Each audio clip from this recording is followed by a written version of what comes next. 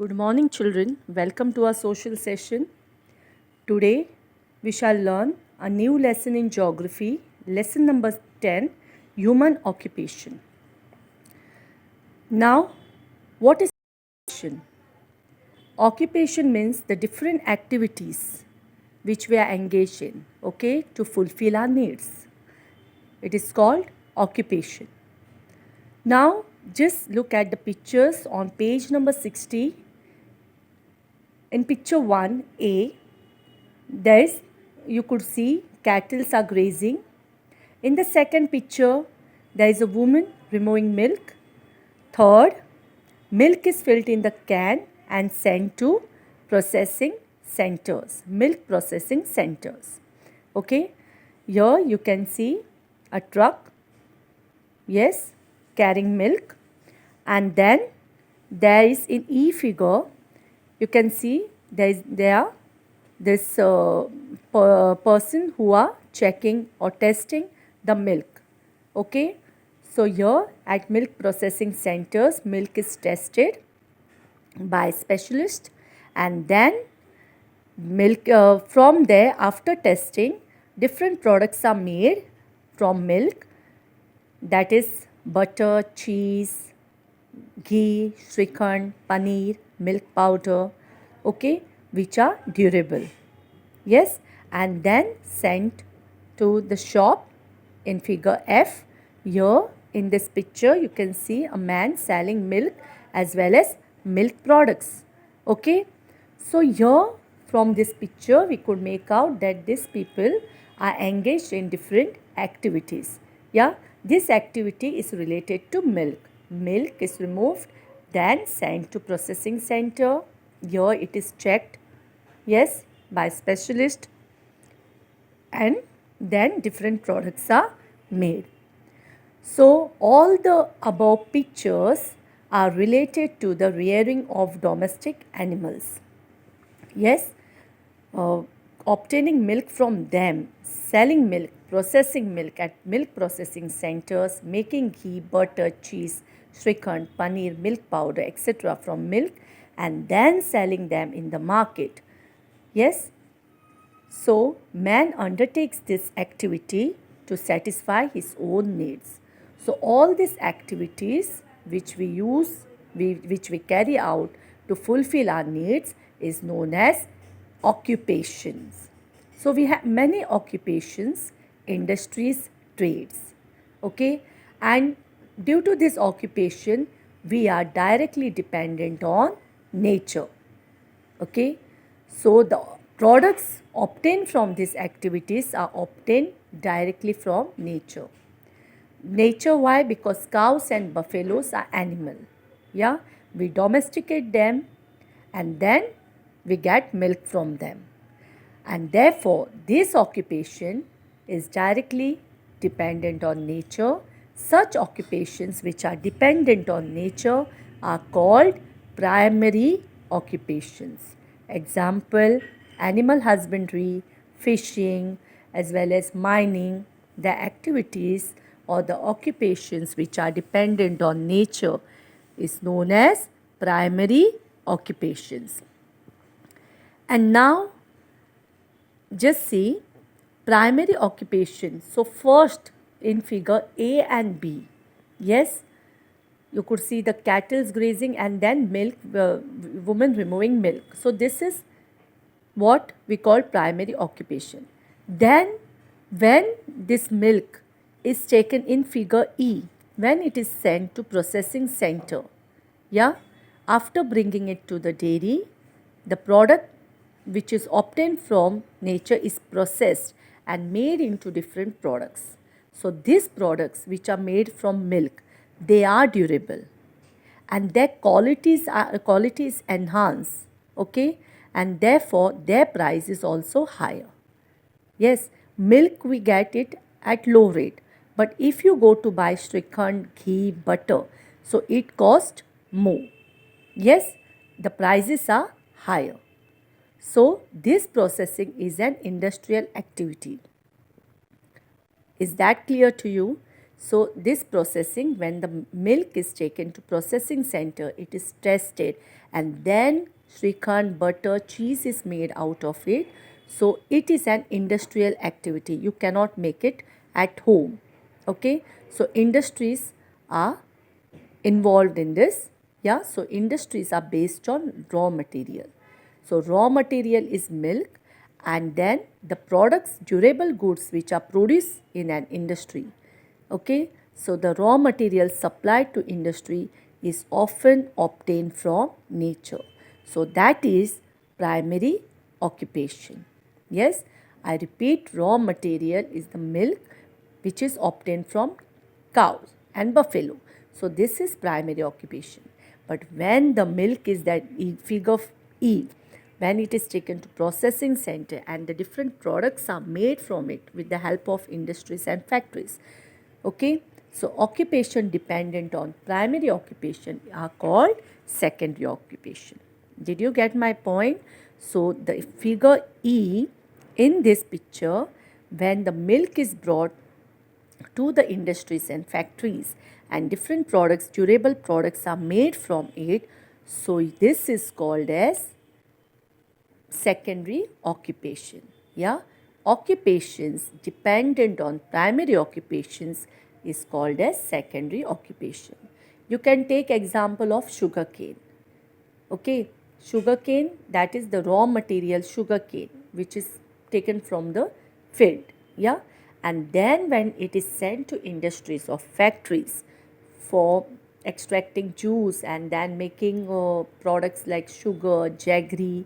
Okay, so when it is sent to industries or factories, so that is known as secondary occupation.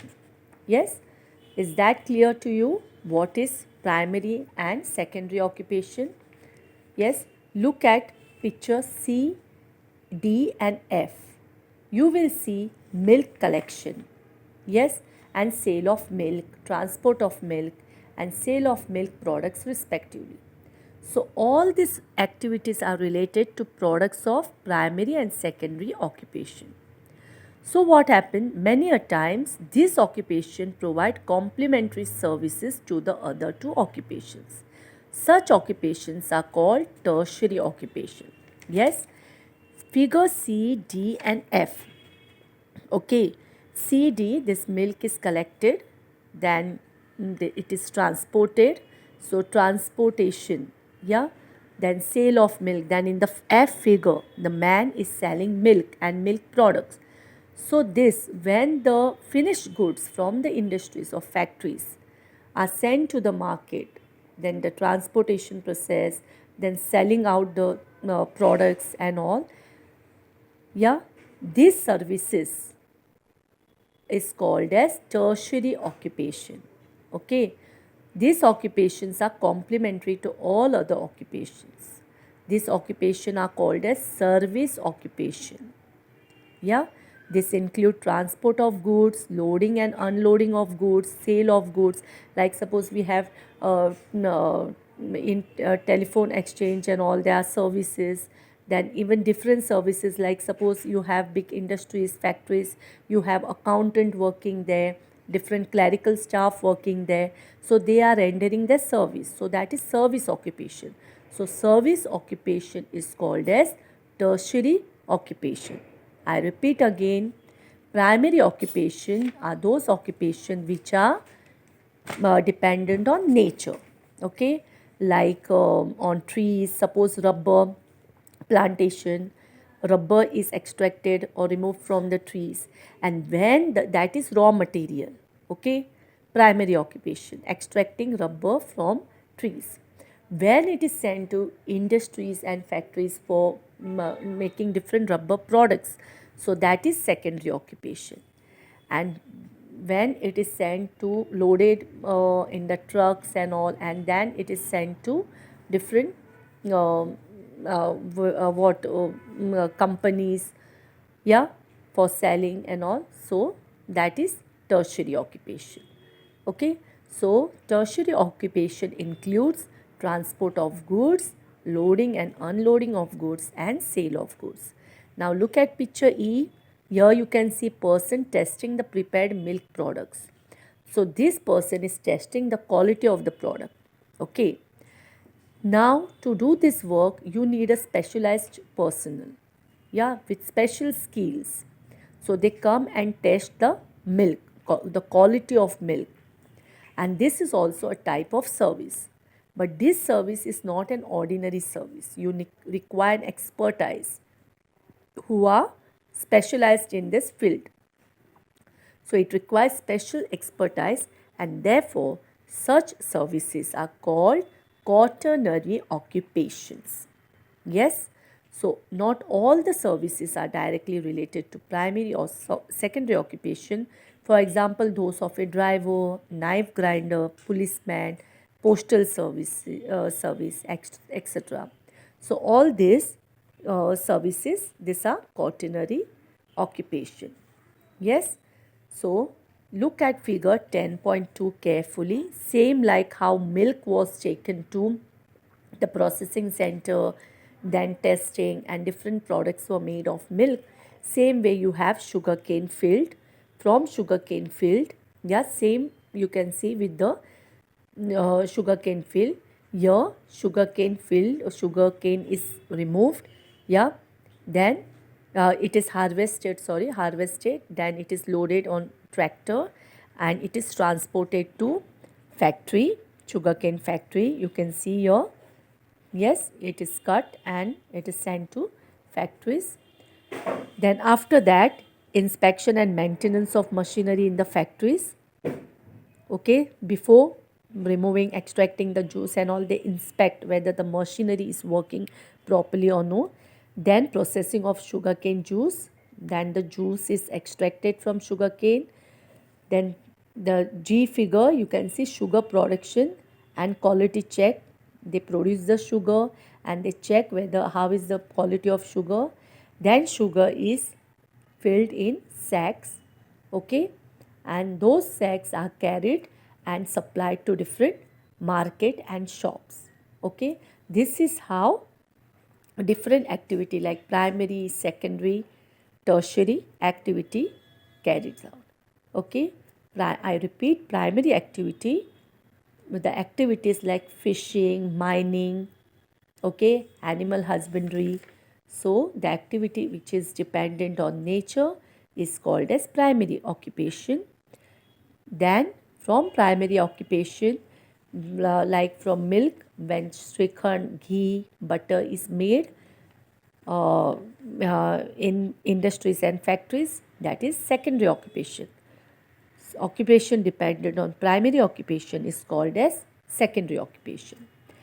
And later on, when the occupation after the finished products is sent to market shops for sale, okay, to the companies like cotton, for example, same with the cotton is from cotton pods, cotton is removed, that is primary occupation.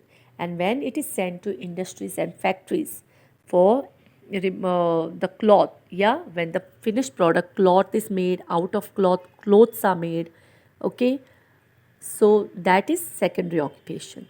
And when the finished product clothes, it is sent to market or shop, so that is tertiary occupation. So service occupation, yeah, the people who render services, yes, that is tertiary occupation.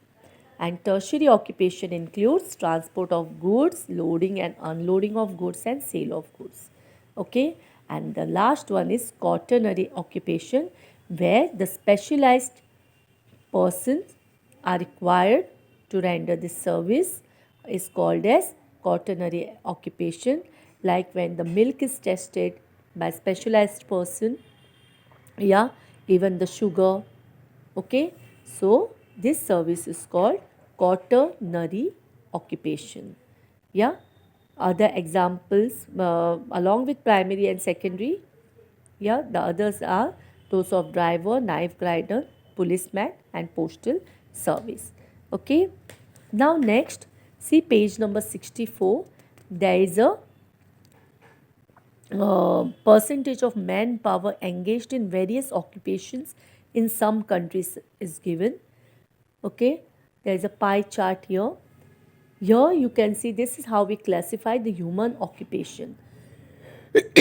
excuse me, different occupations are practiced in different countries of the world. Through these occupations, economic transactions occur, okay, within the country and between various countries. This transaction decide the country's production, okay. This through finished products, when the products are made, we transport it to other countries, okay. So there is economic transaction internally as well as we export outside the country, yeah. So this is known as economic transaction. So with this transaction, we decide the country's production of various goods and their annual income. How much is the country's production, and per year how much the country has earned. This in turn is used to decide extent of country's development. Now see the pie chart, figure 10.3, okay. This pie chart show the percentage of manpower and engaged in various occupation in countries of Bangladesh, United Arab Emirates and Turkey.